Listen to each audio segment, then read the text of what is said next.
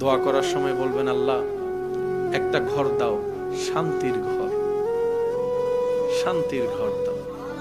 এবার তুমি যা দাও, 5 তালা দিলে দাও, কুড়ে ঘর দিলে দাও, টিনের চাল দিলে দাও, ঘর দাও যেটাতে মাথা আমি গুছাতে পারবো, কিন্তু ঘরটা হবে শান্তির। যখন ঘরটা শান্তির রব কবুল করে নিবে, ওই ঘরের ভিতরে যারা থাকবে সবার ব্রেন মন এমনি শান্তির হয়ে যাবে। আল্লাহ আমাকে একটা সন্তান দাও, নেককার সন্তান। কি সন্তান? জোরে বলেন, কি সন্তান? নেককার কি দাও? সন্তান দাও। বলেন, নেককার কি দাও? এবার সন্তান, এটা ছেলে হোক মেয়ে হোক, তোমার ইচ্ছা, তোমার ব্যাপার।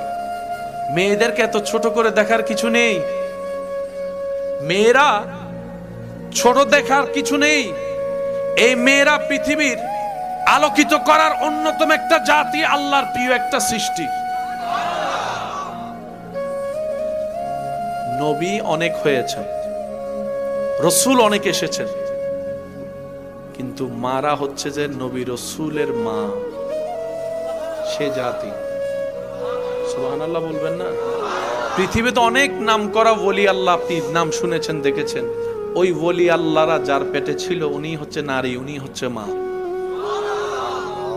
আল্লাহ কাউকে ছোট করেননি। আমরা আমাদের বুঝার ক্ষেত্রে ভুল বুঝার কারণে আমরা ছোট মনে করি। আল্লাহ তাআলা আমাদের সবাইকে ইসলাম বুঝার, আমল করার তৌফিক দান করুন।